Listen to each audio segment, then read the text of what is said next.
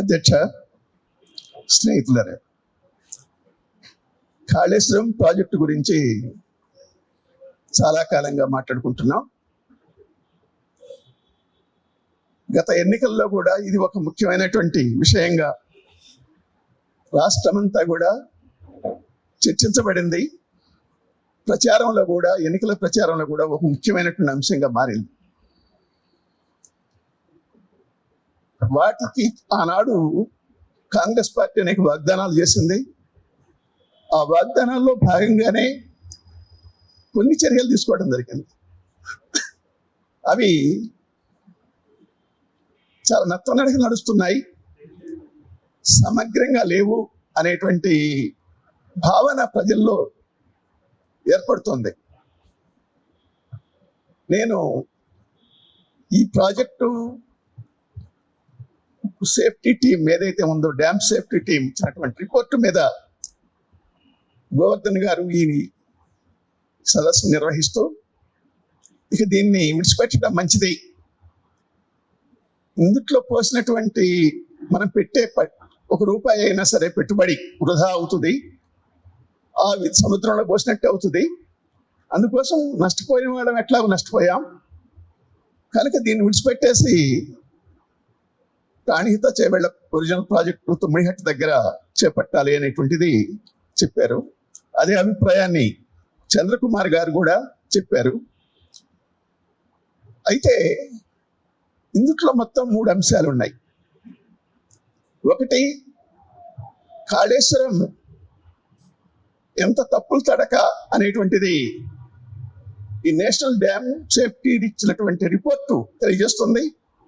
శాస్త్రి గారు కూడా చాలా వివరంగా దాదాపు అదే అంశాలని చెప్పారు కనుక నేను ఆ విషయాలు దొరికి పట్టలేదు.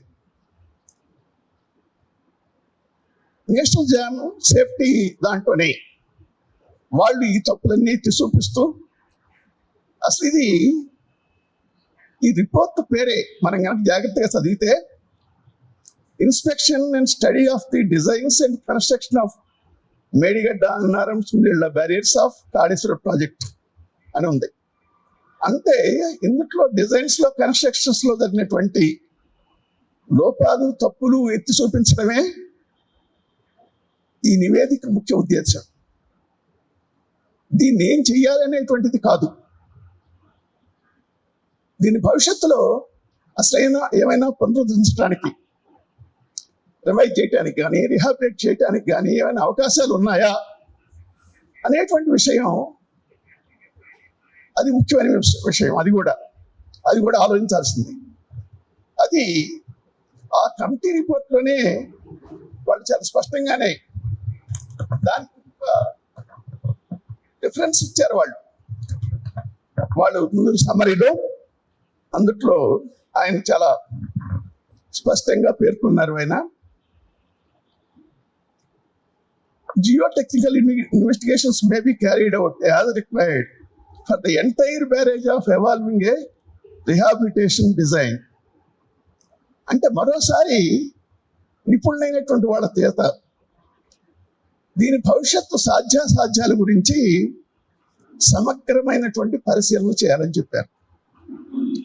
అది వాళ్ళ రికమెండేషన్స్ లో కూడా ఉంది. దాని మీద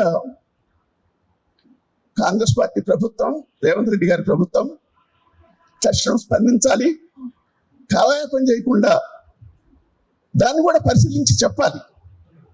ఎందుకంటే మేము ఇంజనీర్లం కాదు, మేము ఆ విషయాలన్నీ చెప్పగలిగిన వాళ్ళం కాదు, రాజకీయంగా ఆలోచిస్తాం. మన సంపద అక్కడ ఎంత అవినీతి తిమింగలాలు 1000 కోట్లు మింగినా అక్కడ పెట్టబడింది కొంత సంపదగా ఉంది. ఆ సంపదను అదే విధంగా విడిచిపెట్టడం అనేటువంటిది మనం పరిశీలించకుండా ఒక నిర్ధారణ రావటం, దాన్ని ఇప్పుడే స్మారక చిహ్నాలుగానో మ్యూజియంగానో విడిచిపెట్టడం అనేటువంటి తొందరపాటు చర్యేమో అని భావన కలుగుతుంది. కొంచెం ఆలోచించాలి మనం ఇటువంటి నిర్ణయాల నిర్ధారణకు వచ్చేటప్పుడు. ఇక రెండోది, కాళేశ్వరం సంబంధించి మొదటి నుంచి కాళేశ్వరం ప్రాజెక్ట్ అంటే మేడిగడ్డ కాదు, అన్నారం, సుండిళ్ళ కూడా కాళేశ్వరం ప్రాజెక్టులో భాగం, అంతర్భాగం అనే విషయాన్ని ఇప్పుడు ఈ డ్యామ్ సేఫ్టీ వాళ్ళు కూడా చెప్పారు, రాష్ట్ర ప్రభుత్వం కేంద్రం రాసినటువంటి ప్రతి లేఖలో అది చెప్తుంది. కానీ దురదృష్టవశాత్తు దాని విచారణ మేడిగట్టే పరిమితం చేశారు. ఇది సమగ్రమైనటువంటి కాదు, సరైనది కాదు. మొత్తం విచారణ జరగాల్సినటువంటి అవసరం ఉంది. నేరస్తుల్ని, అవినీతి పరుల్ని శిక్షించాల్సినటువంటి అవసరం ఉంది. ఇప్పుడు ఈ డ్యామ్ సేఫ్టీ రిపోర్ట్లో తప్పులు అడుగడుగున ప్రారంభం నుంచి చివరి దాకా, అది డిజైన్ కానీ, నిర్మాణం కానీ, లేకపోతే వాళ్ళ క్వాలిటీ కంట్రోల్ కానీ, అన్ని విషయాలలో కూడా లోపభూయిష్టంగా ఉంది అని చెప్పింది. ఇంత స్పష్టంగా చెప్పిన తర్వాత అటువంటి తప్పు చేసినటువంటి వాళ్ళని మనం ఆ విధంగానే విడిచిపెడదామా? నేను ప్రభుత్వాన్ని కోరేది ఏంటంటే అటువంటి వాళ్ళ మీద తగిన చర్యలు తీసుకోవాలి నిర్దిష్టంగా. లేకపోతే ప్రభుత్వం మీద విశ్వాసం పోతుంది. ఇంత తప్పులు చేశారు అనేటువంటిది నిర్ధారణ చేసిన తర్వాత కూడా నిపుణులైనటువంటి వాళ్ళు దాని మీద స్పందించకపోతే ప్రభుత్వం అది తన బాధ్యత నిర్వర్తించినటువంటి కాదు. మూడోది, ఇప్పుడు హరిరామన్ లాంటి వాళ్ళు ఒకళ్ళు ఇద్దరు కాదు, చాలా ఉన్నాయి తిమింగలాలు, అవినీతి తిమింగలాలు. వాటన్నిటినీ మీద చర్యలు తీసుకోవాలనేటువంటిది నేను డిమాండ్ చేస్తున్నాం. అలాగే ఈ కాళేశ్వరం ప్రాజెక్టుని ప్రారంభం నుంచి మేము వ్యతిరేకిస్తూ వచ్చాం. మా సంస్థే కాదు, దాదాపు లెఫ్ట్ పార్టీలన్నీ కూడా వ్యతిరేకిస్తూ వచ్చినాయి. అనేక సాహిత్యం ఇస్తాం, అనేక ఆందోళన చేశాం. మొన్న ఎన్నికల్లో మేము తుమ్మిడిహట్టు దగ్గర ప్రాజెక్ట్ నిర్మిస్తామని కాంగ్రెస్ పార్టీ వాగ్దానం చేసింది. ఇప్పటికే 2 సంవత్సరాలు, 2వ సంవత్సరం నడుస్తుంది. 2 బడ్జెట్ ప్రవేశపెట్టారు. కానీ ఈ రోజు వరకు అక్కడ ఏమాత్రం కూడా పని ప్రారంభం కాల.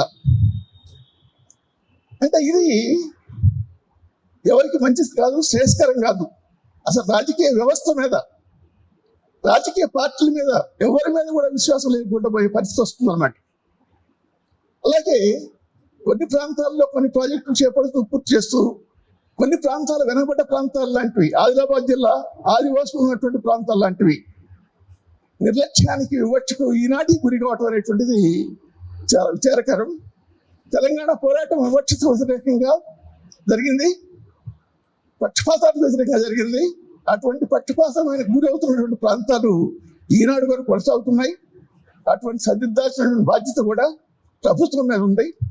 అందుకోసం నేను నిర్వాహకులు కోరేది ఏంటంటే, మరొకసారి మనం ఈ డ్యామ్ సేఫ్టీ వాళ్ళు ఇచ్చినటువంటి ఎక్స్పర్ట్స్ ఇచ్చినటువంటి రిపోర్ట్ని, వాళ్ళు చేసినటువంటి రికమెండేషన్స్ని కూడా పరిగణలో తీసుకొని దాని మీద చర్యలు ప్రభుత్వం తీసుకోవాలని డిమాండ్ చేస్తే బాగుంటుందని చెబుతూ ముగిస్తున్నాను. ధన్యవాదాలు. విదేశాల్లో ఉన్నత విద్యను చదువుకోవాలని అనుకుంటున్నారా? అయితే వెంటనే ఫ్లైగ్రాడ్ ఓవర్సీస్ ఎడ్యుకేషన్ కన్సల్టెన్సీని సంప్రదించండి. మీ విదేశీ కలలను సాకారం చేసుకోండి. ఫ్లైగ్రాడ్